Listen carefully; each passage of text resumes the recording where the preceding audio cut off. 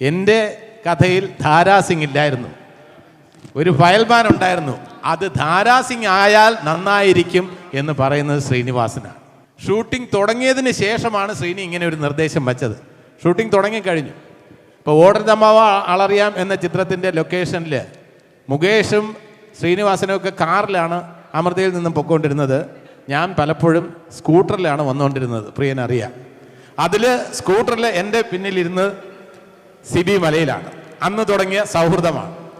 അപ്പോൾ ഇങ്ങനെ ഒരു കഥ പറഞ്ഞപ്പോൾ അതിന് ചിറക് വെച്ച് ആ നാടകത്തിനെ ഒരു അവിസ്മരണീയമായ കഥയാക്കി മാറ്റിയത് ശ്രീനിവാസനാണ്.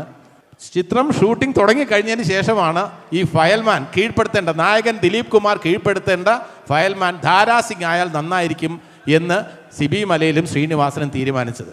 ഷൂട്ടിംഗ് തുടങ്ങിക്കഴിഞ്ഞു. അപ്പോൾ അടുത്ത ചോദ്യം വന്നു, ആരാണ് ധാരാസിംഗിനെ പോയി ബുക്ക് ചെയ്യാൻ പോവുക? ഫോണിൽ വിളിച്ച് മാനേജറുമായിട്ട് ഞാൻ സംസാരിച്ചു. മാനേജർ പറഞ്ഞു അപ്പോയിൻമെൻറ്റ് തരാം, ഇങ്ങ് വരൂ എന്ന് പറഞ്ഞു. എൻ്റെ ആദ്യത്തെ ഫ്ലൈറ്റ് യാത്രയാണ്.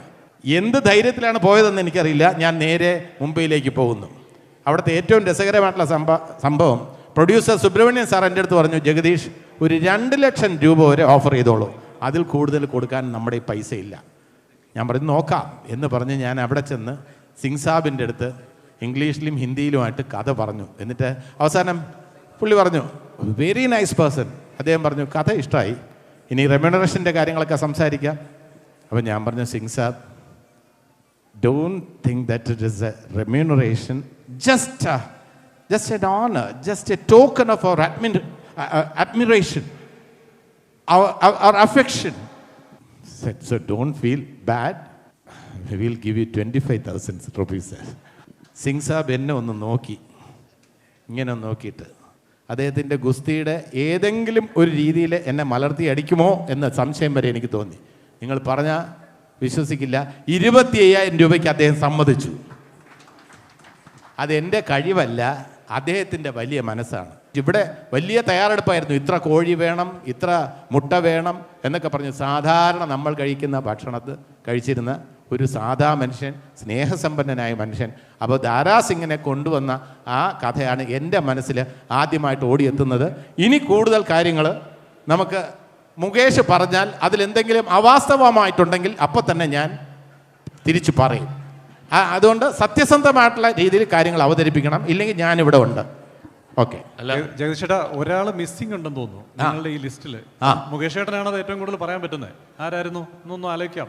അതെ ശരി, ഒരാൾ ഇവിടെ മിസ്സിംഗ് ഉണ്ട്. അതായത് KP അമ്മിണിക്കുട്ടി ഇതിലെ നായിക. ഒരു കാര്യം കൂടെ പറഞ്ഞോട്ടെ, അഭിമാനകരമായിട്ടുള്ള ഒരു കാര്യം, ശ്രീനിവാസനും സിബി മലയിലും ഞാനും കൂടെ ചേർന്ന് ഒരുക്കിയ മുത്താരംകുന്ന് POക്ക് വീണ്ടും അതിനെ ബേസ് ചെയ്ത് ഒരു സിനിമ മലയാള സിനിമയിൽ വന്ന് സൂപ്പർ ഹിറ്റായി എന്നുള്ളത് ഏറ്റവും സന്തോഷകരമായിട്ടുള്ള കാര്യമാണ്. അതിലെ കഥാഗതിയും അതിലെ സംഭവങ്ങളും വെച്ച് വേറൊരു പടം വന്നു എന്നുള്ളത് ഏറ്റവും നല്ല കാര്യമാണ്. അതിലെ നായിക അമ്മിണിക്കുട്ടി, ആ അമ്മിണിക്കുട്ടി ഇവിടെ വേണ്ടതാണ്. ഇവിടെ ഉണ്ട് അമ്മിണിക്കുട്ടി ഇവിടെ തന്നെ ഉണ്ടേ. ജഗദീഷ് ചേട്ടാ, മുകേഷ് ചേട്ടാ, ഞാൻ ഇല്ല എന്നും പറഞ്ഞ് ഷൂട്ടിംഗ് സമയത്ത് അന്ന് അങ്ങനെ ചെയ്തു, ഞാൻ ഇങ്ങനെ ചെയ്തു എന്നൊക്കെ പറഞ്ഞ് കഥകൾ ഉണ്ടാക്കിയേക്കല്ലേ. ദയവ് ചെയ്ത് ഞാൻ അറിയും കേട്ടോ, ഞാൻ പിണങ്ങും കേട്ടോ.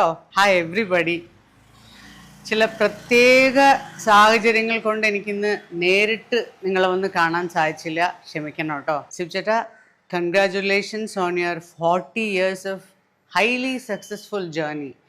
മലയാളത്തിലെ എക്കാലത്തെയും ക്ലാസിക് ഹിറ്റ്സുകൾ പലതും മലയാളികളുടേതെന്ന പോലെ എൻ്റെയും പ്രിയപ്പെട്ട സിനിമകളാണ്. എന്നാലും ഇപ്പോഴും അമ്മിണിക്കുട്ടിയും മുത്താരംകുന്നും എനിക്കൊരു നൊസ്റ്റാൾജിയാണ്. എൻ്റെ പ്രിയപ്പെട്ട സിനിമകളിൽ ഒന്നാണത്. ശിവ് ചേട്ടൻ്റെ ആദ്യത്തെ ചിത്രത്തിൽ നായികയായിട്ട് അഭിനയിക്കാൻ കഴിഞ്ഞതിൽ എനിക്ക് സന്തോഷമുണ്ട്, അഭിമാനമുണ്ട്. Thank you for that. നിറയെ ഹിറ്റുകൾ ഇനിയും ശിവചേട്ടൻ എടുക്കാൻ സാധിക്കട്ടെ, അതിനുള്ള അവസരം ദൈവം തരട്ടെ എന്ന് പ്രാർത്ഥിക്കുന്നു. ഓർഡർ ദമ്മാവ് ആളറിയാമെന്ന ചിത്രത്തിലെ പെർഫോമൻസ് കൂടെ കണ്ടിട്ടാണ് സിബി മലയിൽ ഇങ്ങനെ നായകനാക്കാൻ, മുകേഷിനെ നായകനാക്കാൻ തീരുമാനിച്ചത്. ദിലീപ് കുമാർ നായകൻ്റെയും പ്രതിനായകൻ എന്ന് വിശേഷിപ്പിക്കാവുന്ന ശ്രീനിവാസൻ്റെ കഥാപാത്രത്തിൻ്റെ പേര് ദേവാനന്ദ്. ദിലീപ് കുമാർ ദേവാനന്ദ്, ഹിന്ദിയിലെ ടോപ്പ് സ്റ്റാർസിൻ്റെ പേരാണ് ഈ കഥാപാത്രങ്ങൾക്ക് ഇട്ടിരിക്കുന്നത്. ദിലീപ് കുമാറിൻ്റെ സൗന്ദര്യം എവിടെ കിടക്കുന്നു എന്ന് ഞാൻ പറയില്ല. അദ്ദേഹത്തെ പോലെ തന്നെ സുന്ദരനാണ് മുകേഷ്. മുകേഷിന്റെ വാക്കുകളിലേക്ക്. അവാസ്തവമായിട്ടുള്ള എന്തെങ്കിലും കാര്യം ഉണ്ടെങ്കിൽ ഇടപെടുമെന്ന് പറഞ്ഞു. അവാസ്തവമാണോ എന്ന് എനിക്ക് അറിഞ്ഞൂടാ. ദാരാസിംഗ് പറഞ്ഞത് 15,000 രൂപയ്ക്ക് സമ്മതിച്ചെന്നാണ്. ഒരു 10 രൂപയുടെ ഒരു മിസ്സിങ് ഉണ്ട് അവിടെ. മുത്താരംകുന്നിനെ പറ്റി പറയുന്നതിന് മുമ്പ് ചെറിയ 1-2 കാര്യങ്ങൾ. ഞാനും സിബിയുമായിട്ടുള്ള ഒരു ദിവസം സിബി, ശ്രീനിവാസൻ എല്ലാവരും അന്ന് എല്ലാവരും താമസിക്കുന്നത് അമൃത ഹോട്ടലിലാണ് തിരുവനന്തപുരത്ത്. എന്നെ ഒരു കാര്യം പറയാനുണ്ടെന്ന് പറഞ്ഞ് വിളിക്കുന്നു. ഇരിക്കുന്നു. ഒരുമാതിരി മുത്താരംകുന്നിൻ്റെ കഥ പറയുന്നു. അപ്പോൾ എനിക്ക് മനസ്സിലായി സിബിയുടെ പുതിയ പടമാണ്. അപ്പോൾ എനിക്കതിനകത്തൊരു വേഷം കാണും. അപ്പം കഥ ഇങ്ങനെ പറഞ്ഞ് ദിലീപ് കുമാർ ഒഴിച്ച് ബാക്കി എല്ലാ കഥാപാത്രങ്ങളും ഞാനായിരിക്കും, ഇതാണ് കാര്യം. ദിലീപ് കുമാറിനെ പറ്റി എനിക്ക് ചിന്തയേ ഇല്ല. കഥ പറഞ്ഞ് തീർന്നപ്പോൾ സിബി പറഞ്ഞു, നീയാണ് ദിലീപ് കുമാർ. ഞാൻ പറഞ്ഞു, അത് പോട്ടെ, എൻ്റെ റോൾ ഏതാണ്? കാര്യം അങ്ങോട്ട് വിശ്വസിക്കാൻ പറ്റുന്നില്ല. അപ്പോൾ ശ്രീനി പറഞ്ഞു, നീ തന്നെയാണ്. അപ്പോഴാണ് ഞാൻ വിശ്വസിച്ചത്. അത് എൻ്റെ ജീവിതത്തിലൊരു വലിയ വഴിത്തിരിവാകുന്ന ആദ്യത്തെ ഘട്ടം. രണ്ടാമത്തെ ഘട്ടം തനിയാവർത്തനം എന്ന സിനിമയിൽ ഞാൻ പല സന്ദർഭങ്ങളിലും ഇന്നും അഭിനയിച്ച നല്ല ചിത്രങ്ങളുടെ മുൻപന്തിയിൽ നിൽക്കുന്ന ഒരു സിനിമയാണ് തനിയാവർത്തനം. അതിനകത്തുള്ളൊരു പ്രസക്തി എന്ന് പറഞ്ഞാൽ ആ കാലഘട്ടത്തിലെല്ലാം തന്നെ തമാശ ചിത്രങ്ങൾ അഭിനയിച്ചുകൊണ്ടിരുന്ന ഒരു കാലഘട്ടമാണ്. പെട്ടെന്ന് സീരിയസ് ആയിട്ട് ആളുകൾ പ്രതീക്ഷിക്കാത്ത ഒരു കഥാപാത്രം എന്നെ തേടി സിബി എനിക്ക് തന്നു. തുറന്നു പറയുകയാണ്, ഒരുപാട് എതിർപ്പുകളുണ്ടായിരുന്നു. അത് മുകേഷ് ചെയ്താൽ ശരിയാവില്ല, മുകേഷ് അത് ആളുകൾ വേറെ തരത്തിൽ ലൈറ്ററായിട്ട് എടുക്കുമെന്ന് പറയുമ്പോഴൊക്കെ ഒരു സംവിധായകൻ്റെ ഇച്ഛാശക്തിയും ദൃഢനിശ്ചയവും അദ്ദേഹത്തിൻ്റെ ആത്മവിശ്വാസവും കൊണ്ട് അതിനെല്ലാം അതിജീവിച്ച് അദ്ദേഹം ആ റോൾ എനിക്ക് തന്നു. അഭിനയിച്ച് കഴിഞ്ഞ് ചിത്രാഞ്ജലിയിൽ ഡബ്ബിങ് കഴിഞ്ഞ് വന്നപ്പോൾ പലരും എന്നെ അപ്രിഷ്യേറ്റ് ചെയ്തു, നന്നായിരുന്നു എന്ന് പറഞ്ഞപ്പോൾ സിബി എൻ്റെ അടുത്തിരുന്ന് പറഞ്ഞു, ഒരു സംവിധായകൻ്റെ ഏറ്റവും വലിയ അവാർഡാണിത് എന്ന് പറഞ്ഞു കഴിഞ്ഞാൽ ഇത്രയും എതിർപ്പ് വന്നിട്ട് അത് കറക്റ്റായിരിക്കും എന്ന് പറഞ്ഞപ്പോൾ രണ്ടും എൻ്റെ ജീവിതത്തിൽ വലിയ വഴിത്തിരിവായിട്ടുള്ള സംഭവങ്ങളാണ്. മുത്താരംകുന്നിനെ പറ്റി പറയുകയാണെങ്കിൽ ഇപ്പോൾ ദാരാസിങ്ങിൻ്റെ കാര്യം പറഞ്ഞു. ദാരാസിങ്ങിനെ ജഗദീഷ് അവിടെ പോയി എന്തൊക്കെയോ പറഞ്ഞ് സമ്മതിപ്പിച്ച് കൊണ്ടുവന്നു. സമ്മതിച്ചു എന്ന് പറഞ്ഞപ്പോൾ മുതൽ വലിയ ഒരു പ്രൊഡക്ഷൻ കമ്പനിയൊന്നുമല്ല, ചെറിയ കമ്പനിയാണ്. കൊട്ടാരക്കര മേലിലെ എന്ന് പറയുന്ന സ്ഥലത്ത് ആകാശ് ഹോട്ടലിലാണ് എല്ലാവരും താമസിക്കുന്നത്. അപ്പോൾ അവിടെ ദാരാസിംഗ് വരുന്നു എന്ന് പറഞ്ഞപ്പോൾ അദ്ദേഹത്തിന് ഉൾക്കൊള്ളാൻ കഴിയുമോ നമുക്ക്? ഇൻ്റർനാഷണൽ ഗുസ്തിക്കാരനാണ്, നാഷണലും അല്ല, ലോകത്തെ ഏറ്റവും വലിയ ഗുസ്തിക്കാരിലൊരാളാണ് ദാരാസിംഗ്. പല പല ലോക റെക്കോർഡുകൾ ഭേദിച്ച ഒരുപാട് സമ്മാനങ്ങൾ, പുരസ്കാരങ്ങൾ നേടിയ ആളാണ്. അപ്പോൾ എവിടെ താമസിപ്പിക്കും? അപ്പോൾ അന്ന് കൊല്ലത്ത് എങ്ങാണ്ട് ഒരു ഹോട്ടലിലൊരു AC റൂമുള്ള 2 AC റൂമുള്ള ഒരു ഹോട്ടലുണ്ട്. അപ്പോൾ കൊട്ടാരക്കരയിൽ നിന്ന് കുറച്ച് ദൂരമുണ്ട്. അപ്പോൾ അവിടെ താമസിക്കുമോ? അദ്ദേഹം കണ്ട് ഇഷ്ടപ്പെട്ടില്ലെങ്കിൽ പിന്നെ തിരുവനന്തപുരത്ത് നിന്ന് പോകേണ്ടി വരും. പിന്നെ അതിനേക്കാൾ ഭക്ഷണം, ഇത്രയും വലിയ ഗുസ്തിക്കാരൻ എന്ത് ഭക്ഷണം കഴിക്കും? അത് പ്രൊഡക്ഷൻ താങ്ങുമോ? അതിനകത്ത് ഒരു സീൻ തന്നെയുണ്ട്. ദാരാസിംഗ് വരുന്നതിന് 2 ദിവസം മുമ്പ് പോസ്റ്റ്മാൻ ദിലീപ് കുമാർ നടന്നു വരുമ്പോൾ ഒരു സുഗു എന്ന് പറഞ്ഞൊരു ഡ്രൈവർ പയ്യനാണ് ആ റോൾ അഭിനയിച്ചത്. ഒരു ആടിനെയും മാടിനെയൊക്കെ തെളിച്ചുകൊണ്ടിങ്ങനെ പോകുന്നു. അപ്പോൾ പോസ്റ്റ്മാൻ ചോദിക്കുന്നു, ഇതെന്താ ഈ ആടിനെയും? ദാരാസിങ്ങിൻ്റെ തീറ്റയാ എന്ന് പറഞ്ഞു. അതിൽ പോസ്റ്റ്മാൻ ഞെട്ടുകയാണ്. ഇത്രയും ഭക്ഷണം കഴിക്കുന്ന ഒരാളുമായിട്ടാണല്ലോ ഞാൻ ഗുസ്തി പിടിക്കേണ്ടി വരുന്നത്. ദാരാസിംഗ് വന്നു. എല്ലാവരുടെ അടുത്തും വളരെ സൗഹൃദത്തോട്, നമ്മൾ പ്രതീക്ഷിക്കുന്നതിന് അപ്പുറത്തെ സൗഹൃദത്തോടൊക്കെ പെരുമാറിയപ്പോൾ ഭക്ഷണത്തിൻ്റെ കാര്യം, ആദ്യം താമസം. അപ്പോൾ അദ്ദേഹം പറഞ്ഞു, എനിക്ക് AC റൂമൊന്നും വേണ്ട, 2 ജനൽ, ഒന്ന് കാറ്റ് വരാനും ഒന്ന് കാറ്റ് പോകാനും, 2 ജനലുള്ള ഒരു സ്ഥലത്ത് കിടന്നാൽ മതി. പകുതി ആശ്വാസമായി പ്രൊഡക്ഷന്. അടുത്ത ഭക്ഷണം എന്താണ്? തീറ്റ. അദ്ദേഹം പറഞ്ഞു, ഞാൻ വെജിറ്റേറിയനാണ്, എനിക്ക് 3 ചപ്പാത്തിയും കുറച്ച് ഉള്ളിയും ഒരു ഡാൽ കറിയും മതി. അതോടെ ഒറ്റ ഷെഡ്യൂളിൽ തന്നെ പടം തീരുമെന്നുള്ളത് ഉറപ്പായി. വീണ്ടും കഥ പറഞ്ഞപ്പോൾ ദാരാസിംഗ് പറഞ്ഞു, അവസാനം നാച്ചുറലി ഒരു നായകൻ നായികയെ കല്യാണം കഴിക്കുന്നു. അപ്പോൾ തോറ്റു കൊടുക്കേണ്ടി വരുന്നു. അറിഞ്ഞുകൊണ്ട് ദാരാസിംഗ് ഈ പ്രണയം മുട്ടിടാൻ വേണ്ടി, അവർ വിവാഹിതരാകാൻ വേണ്ടി തോറ്റു കൊടുക്കേണ്ടി വരുന്ന തരത്തിലുള്ള ഒരു ക്ലൈമാക്സ് പറഞ്ഞപ്പോൾ അദ്ദേഹം പറഞ്ഞു, ഒരിക്കലുമില്ല. ഗുസ്തി എന്നാൽ സത്യം, സത്യമുള്ളതാണ് ഗുസ്തി, സത്യമുള്ളതാണ് ഗുസ്തി.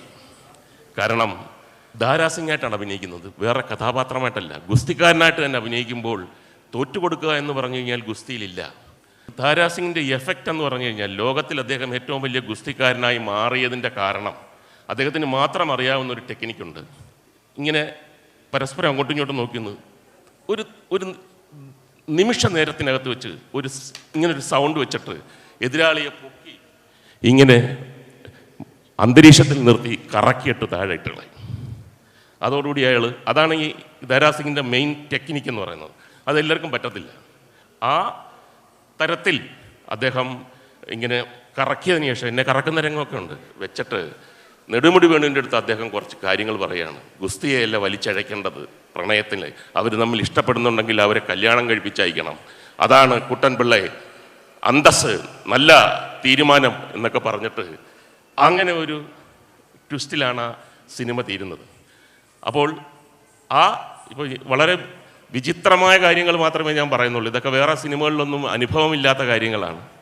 ഞാനും ദാരാസിംഗുമായിട്ട് ലാസ്റ്റ് ഫൈനൽ ഗുസ്തി നടക്കുന്ന ആ സമയത്ത് ഞാൻ ഒരുപാട് തമാശയൊക്കെ പറഞ്ഞ് അത് വെച്ച് ജീവിക്കുന്ന ഒരാളായിരുന്നു. പക്ഷേ ആ തമാശ എൻ്റെ ജീവിതത്തെ മാറ്റിമറിക്കുന്ന ഒരു ചെറിയ സംഭവം വന്നു.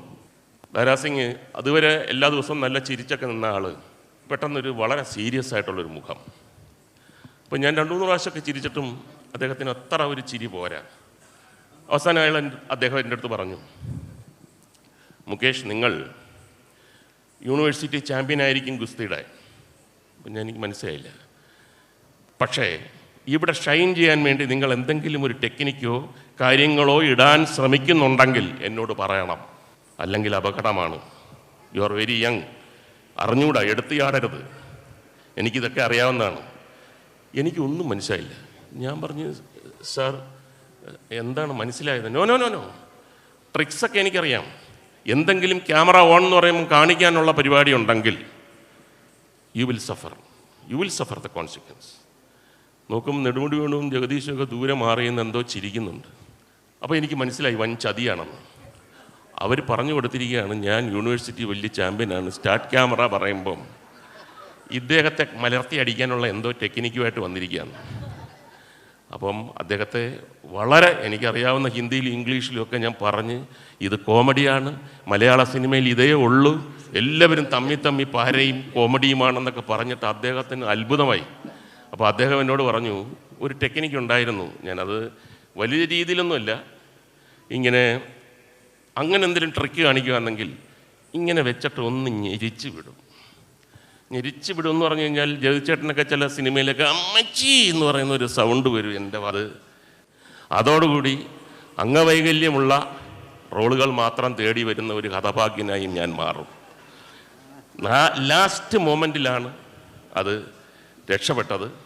അങ്ങനെ ആ ദിവസങ്ങളെല്ലാം ദാരാസിംഗുമായിട്ടുള്ള ഒരുപാട് നല്ല അനുഭവങ്ങളുണ്ട്.